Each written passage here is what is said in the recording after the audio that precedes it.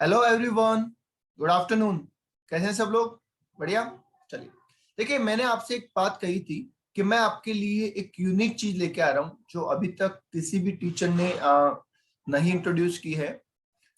जितने भी क्वेश्चंस है हमारे CMA final paper number 19 module के अंदर, उन क्वेश्चंस को मैं आपको एक एक क्वेश्चन वाइज वीडियो बना के देने वाला हूं, जिससे जो बच्चे सेल्फ स्टडी कर रहे हैं या जिन्होंने बहुत पहले कहीं क्लास ली थी, अभी वो रिवाइज कर रहे हैं और उनको पर्टिकुलर किसी टॉपिक में किसी क्वेश्चन में दिक्कत है, तो वो आपकी क्वेश्चन की दिक्कत यहाँ पे बिल्कुल सॉल्व हो जाएगी और आपको पूरा चैप्टर नहीं पढ़ना पड़ेगा, बड़े बड़े वीडियोस नहीं देखने पड़ेंगे, आप पर्टिकुलर उस क्वेश्चन को देख सकते हैं।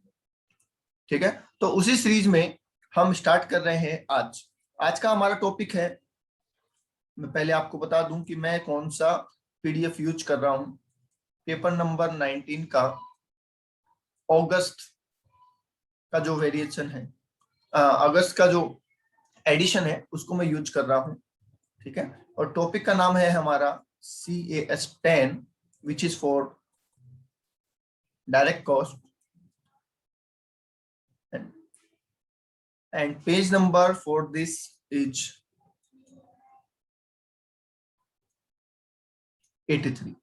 Okay, so you can find out the question on page number 83, paper number 19, CMA final, August edition, right?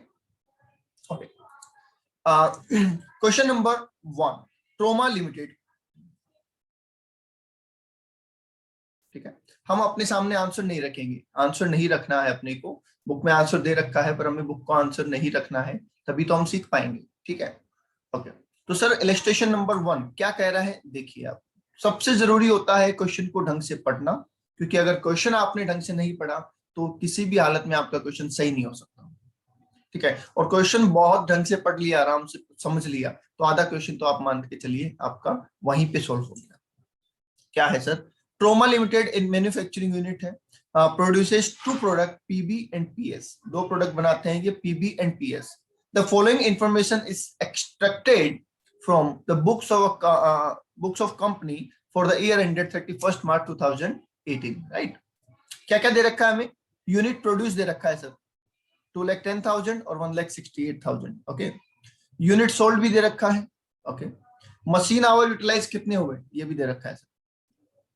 Design charges दे रखे हैं सर 1,57,000 और 1,89,000। सॉफ्टवेयर डेवलपमेंट चार्जेस दे रखे हैं और आगे इंफॉर्मेशन में लिखा हुआ है कि रॉयल्टी पेड ऑन सेल्स ₹6,09,000। ठीक है, ये जो पॉइंट है यही इस क्वेश्चन का कोर पॉइंट है। ठीक है, क्योंकि बाकी सारी चीजें तो बहुत आसान है। क्या लिखा है sir? Royalty paid on sales ₹6,09,000 at the rate ₹2 per unit sold. अब सेल्स पे रॉयल्टी जब होती है ना जनरली, तो रॉयल्टी ऑन सेल्स क्या होती है? पर यूनिट ऑफ सोल्ड पे ही होगी, प्रोड्यूस पे नहीं होगी, क्योंकि जब सेल पे रॉयल्टी है तो यूनिट प्रोड्यूस पे कैसे हो सकती है? तो ये ध्यान रखना कि ये तो यहाँ पे लिखा है, नहीं भी लिखा होता तो अपन यूनिट सोल्ड पे ही कैलकुलेट करते हैं इसको। ठीक है, आगे लिखा है royalty paid on unit produce. अब प्रोडक्शन पे भी देते हैं सब रॉयल्टी 3,78,000 की, जो कि वो ₹1 पर यूनिट प्रोड्यूस के ऊपर है। ठीक है, तो ये जितना प्रोडक्शन कर रहे हैं उस पे तो ₹1 पर यूनिट की रॉयल्टी दे रहे हैं, और जितना सेल कर रहे हैं उस पे ₹2 पर यूनिट की रॉयल्टी दे रहे हैं। अब यहाँ पे पहले मैं आपको दो डेफिनेशन बता देता हूँ सर, दो डेफिनेशन का मतलब क्या है, क्योंकि हो सकता है आपने पढ़ा हो या ना पढ़ा हो। देखिए, डायरेक्ट एक्सपेंसेस का मतलब होता है ऐसे एक्सपेंसेस जो किसी प्रोडक्ट के ऊपर सीधे सीधे ट्रेसेबल हो। मतलब हमें पता है कि ये एक्सपेंसेस हमने किस प्रोडक्ट के लिए किए हैं, किस कॉस्ट ऑब्जेक्ट के लिए किए हैं, तो उनको हम डायरेक्ट एक्सपेंसेस कहते हैं। पहली बात। ठीक है, दूसरी बात, रॉयल्टी का जो एक्सपेंसेस होता है वो डायरेक्ट एक्सपेंसेस होता है। आप कहेंगे सर ये तो हमें पता है, बट रॉयल्टी ऑन सेल और रॉयल्टी ऑन प्रोडक्शन, जब ये पूछा जाता है बच्चों से कि सर बेटा रॉयल्टी ऑन प्रोडक्शन और रॉयल्टी ऑन सेल कौन सा डायरेक्ट है कौन सा इनडायरेक्ट है, तो बच्चा कहीं ना कहीं कंफ्यूज हो जाता है, उसके मन में आता है कि एक डायरेक्ट होगा एक इनडायरेक्ट होगा या क्या होगा। तो मैं आपको बता दूं बेटा कि रॉयल्टी एक्सपेंसेस डायरेक्ट है। ठीक है, अब वो चाहे प्रोडक्शन पे है और चाहे वो सेल पे है, उससे कोई फर्क नहीं पड़ता। वो सिर्फ क्या है, मेथड ऑफ कैलकुलेशन है only, these are method of calculation only. ठीक है भाई, आपने यूनिट जितनी बनाई उस पे आप अगर रॉयल्टी पे कर रहे हैं तो भी तो आपको पता है कि किस प्रोडक्ट के लिए कर रहे हैं। आपने जितनी यूनिट बेची उस पर आप रॉयल्टी पे कर रहे हैं, तब भी तो आपको पता है आपने किस यूनिट के लिए बेची, किस यूनिट के लिए रॉयल्टी पे की है। तो हमें फर्क इस बात से नहीं पड़ता कि रॉयल्टी की कैलकुलेशन कैसे हो रही है, हमें फर्क इस बात से पड़ता है कि जो भी एक्सपेंसेस हम कर रहे हैं क्या हमें पता है वो किस प्रोडक्ट के लिए है। अगर हाँ तो डायरेक्ट एक्सपेंसेस है, और अगर नहीं तो इनडायरेक्ट एक्सपेंसेस है। समझ गए? एक एक्सपेंसेस ऐसा है जिससे मल्टीपल प्रोडक्ट के वो काम में आता है, ठीक है। जैसे अपन बोलते हैं सुपरवाइजर की सैलरी, वो मल्टीपल प्रोडक्ट में काम आता है, तो हम उसको इनडायरेक्ट कहते हैं क्योंकि वो डायरेक्टली एक प्रोडक्ट के लिए नहीं है। समझ गए? तो रॉयल्टी ऑन सेल है चाहे रॉयल्टी ऑन प्रोडक्शन है, बोथ आर डायरेक्ट एक्सपेंसेस।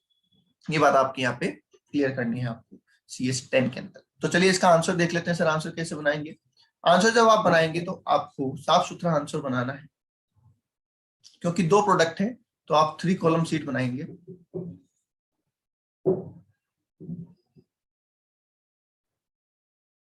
ठीक है, चलिए सर पहला हम लिख देते हैं सर पर्टिकुलर्स, दूसरा हम लिख देते हैं प्रोडक्ट PV,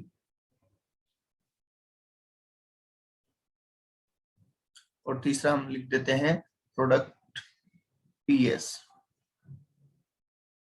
ओके, चलिए ठीक है। चलिए सर हमें कई प्रकार के एक्सपेंसेस दे रखे हैं, क्या कोई सीक्वेंस है इसमें कि ये खर्चे पहले लिखने हैं ये बाद में लिखने हैं? नहीं, मैं सजेस्ट करूंगा कोई सीक्वेंस नहीं है, कोई जरूरत नहीं है। आपको टोटल डायरेक्ट एक्सपेंसेस निकालने हैं तो आप टोटल डायरेक्ट एक्सपेंसेस निकाल दीजिए, आपको सीक्वेंस से कोई मतलब नहीं है यहाँ पे। ठीक है, तो बे हो जाएगा, टेंशन लेने की जरूरत नहीं है आपको। आपको बोला है कंप्यूट डायरेक्ट एक्सपेंसेस, ठीक है, तो आपको डायरेक्ट एक्सपेंसेस निकाल देने हैं। क्या क्या लग रहा है? सबसे पहले सर हमें यूनिट प्रोड्यूस दे रखी है, ये तो कोई एक्सपेंस नहीं है, ये तो एडिशनल इन्फॉर्मेशन है। यूनिट सोल्ड भी एडिशनल इन्फॉर्मेशन है, और मशीन आर यूटिलाइज्ड ये भी एडिशनल इन्फॉर्मेशन है। ये चीजें तब काम आती है, जैसे मान लीजिए हमें मशीन पर आर की रेट दे रखी होती तो हो सकता है वो हमारे काम आ जाती कि भैया लेबर लगता है 2 रुपए पर मशीन आर, तो काम आ जाता अपने, पर ऐसे तो कुछ दे नहीं रखा।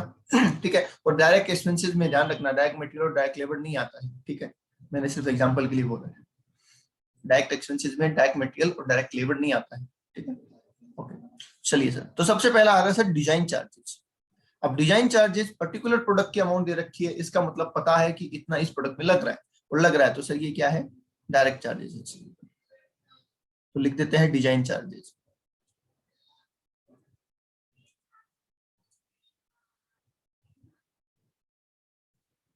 ठीक है, कितना है सर डिजाइन चार्जेस?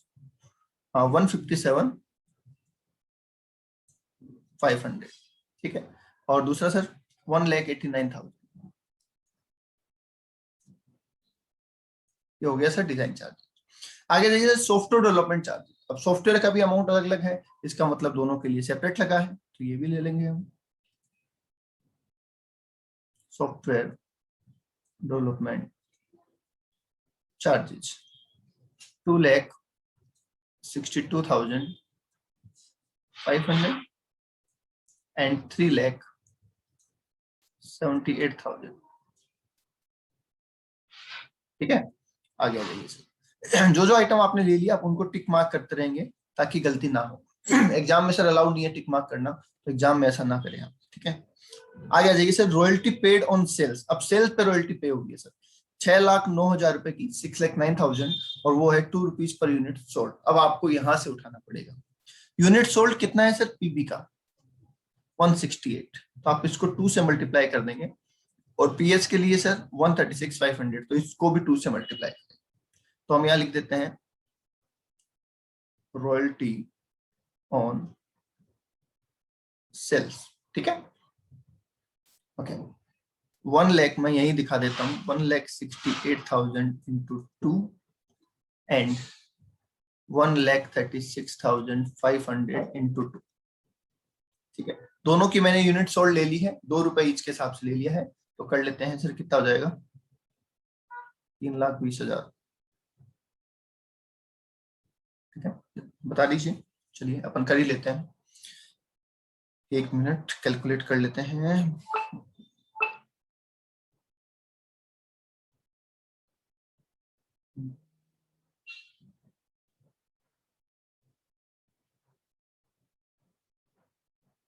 3,36,000। ठीक है, आप बिना कैलकुलेटर के भी कर सकते हैं, बट गलती ना हो जाए इसलिए मैं कैलकुलेटर से कर रहा हूँ। 136,500 into 2, 273। ठीक है, अब यहाँ पे अपन क्रॉस चेक भी कर सकते हैं, किसी दो अमाउंट दे रखे हैं तो दोनों को जोड़ लीजिए एक बार। जो हमारा अमाउंट आया है क्या वो 6,09,000 के बराबर हो रहा है? यस सर, वो 6,09,000 के बराबर हो रहा है। ठीक है, तो ये हमारा हो जाएगा सर। आगे आ जाइए sir, royalty on unit produce, तो लिख देते हैं हम रॉयल्टी ऑन प्रोडक्शन। क्या लिख देते हैं सर? Royalty on production. अब प्रोडक्शन के लिए दे रखी है 3,78,000 और आगे लिखा है ₹1 पर यूनिट प्रोड्यूस। अब पर यूनिट प्रोड्यूस तो हमें दे रखी है तो सीधा ही लिख देते हैं, क्योंकि 1 यूनिट है तो 1 से मल्टीप्लाई करना है भाई, ₹1 पर यूनिट है तो 1 से मल्टीप्लाई करना है, तो सीधा लिख देते हैं 2,10,000 और 1,68,000। ओके, ठीक है सर। अब आगे लिखा गया है सर हमें कि टोटल, अच्छा एक बार इसका टोटल भी देख लो, 2,10,000 और 1,68,000, 378 हो रहा है, इससे मैच हो रहा है, इसका मतलब ये हमारा काम हो गया। आगे लिखा sir hire charges for equipment used in manufacturing of process PB only. PB में काम आए हायर चार्जेस, तो हायर चार्जेस लिख दीजिए आप। अब क्योंकि सिर्फ पीबी में आए हैं तो इसलिए आप सिर्फ पीबी में लिखेंगे सर 53,000, राइट। चलिए, और कोई एक्सपेंसेस है? नहीं सर, और कोई एक्सपेंसेस नहीं है, तो टोटल कर देते हैं। हम लिख देंगे इसको टोटल डायरेक्ट एक्सपेंसेस। चलिए टोटल कर देते हैं। इधर हमारा अमाउंट आ रहा है 157,500 एंड 262,500